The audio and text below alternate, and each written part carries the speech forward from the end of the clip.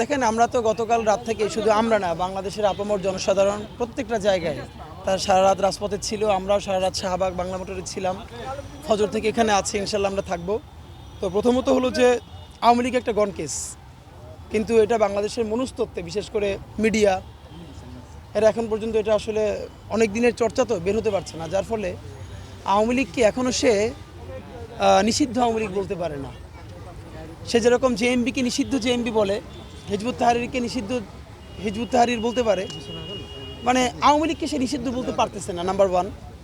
Number দুই হইল তার চোখের সামনে যে গণহত্যা হয়েছে এরপরও আওয়ামী লীগের এই খুনকে সে তাণ্ডব বলতে পারতেছে না। মিডিয়া প্রমাণ হইল শাপলা চত্বরে মানুষ মেরে রক্তের বন্যা বইয়ে দেওয়া হলো, তার প্রতিরোধে মানুষ বাঁচার জন্য কিছু গাছ কেটেছিল, সেটা হয়ে গেছে তাণ্ডব, হেফাজতের তাণ্ডব। আর তারা যে মানুষগুলো মেরে রক্তের নদী বই দিয়েছে, লাশগুলো গুম করে ফেলেছে, এটা কিছু না। এখন দেখেন তার এবং যখনই বিরোধী দল কোনো আন্দোলন করেছে মিডিয়াগুলো বলেছে বিএনপির আগুন সন্ত্রাস, অগ্নি সন্ত্রাস, জামাতের অগ্নি সন্ত্রাস।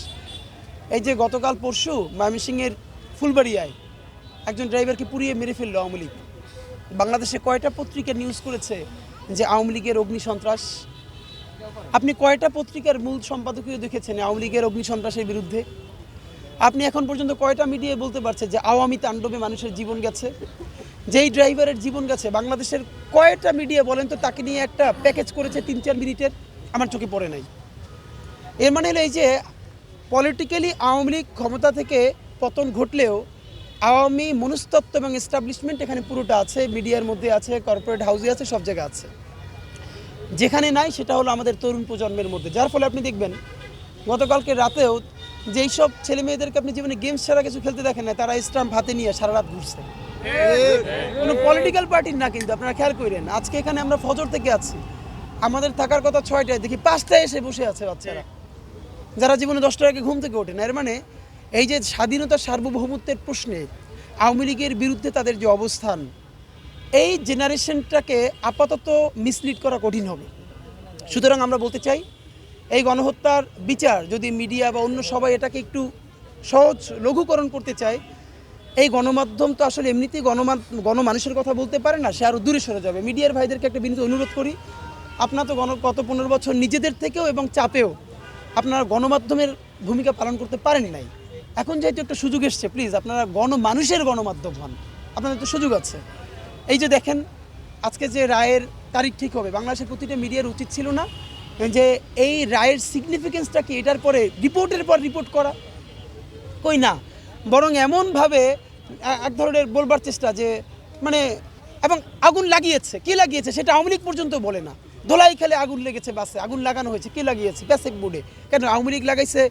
এখন বলবে কি আমাদের হাতে তো কনক্রিট প্রমাণ নাই। তাহলে জামাতের সময় এত কনক্রিট প্রমাণ কোথায় পাইছেন? বিএনপির সময় এত কনক্রিট প্রমাণ কোথায় পাইছেন? মানে এই আওয়ামী এস্টাবলিশমেন্ট এবং মনস্তত্ত্ব থেকে আমাদেরকে বেরোতে হবে। সুতরাং আমরা এখানে 11টার সময়, সকাল 11টায় আমরা বলেছিলাম দেখেন আমাদের হাতেও লাঠি আছে কিন্তু আমাদের মাথায় হেলমেট নাই, আমাদের সামনে পিছনে অস্ত্র নিয়ে পুলিশ নেই, আমাদের হাতে রিভলভার নাই। আওয়ামী লীগ গত 16 বছর মানুষ যত গণতান্ত্রিক আন্দোলন করেছে, ছাত্রলীগ গিয়ে হামলা করেছে, সামনে পুলিশ পিছনে পুলিশ, নিজেদের হাতে পিস্তল এবং মাথায় হেলমেট। আমরা তাদেরকে বলেছি, তারা যেহেতু একটা লকডাউন এবং তাদের কি চরিত্র দেখেন, একটা অনলাইনে লকডাউন দেখে বসে আছে। মহান মুক্তিযুদ্ধের সময় এরকম ওই যে জাতির জনক বলছে যে আমি হরতাল ডাকিয়ে দিচ্ছি, বাসায় গিয়ে ঘুমা। এখন হাসেন এরকম বলছে আমি লকডাউন দিয়ে দিছি, যা ফাইন। এবং নিজে দিল্লি, ছেলে আমেরিকা, মেয়ে লন্ডন, এখানে বসে এই যে গরিব মানুষগুলোরে মার খাওয়াই দিচ্ছে। তো বাংলাদেশের মানুষের আওয়ামী লীগ যারা করেন একটু বলি ভাই, একটু প্লিজ নিজের বিবেকটারে বর্গা দিয়েন না। নিজের বোনরে নিয়ে পালাই গেছে, আর বাচ্চা কাচ্চা তো দেশেই থাকে না, এখনও তার কথায় আপনারা নিজের জীবন ধ্বংস করেন না।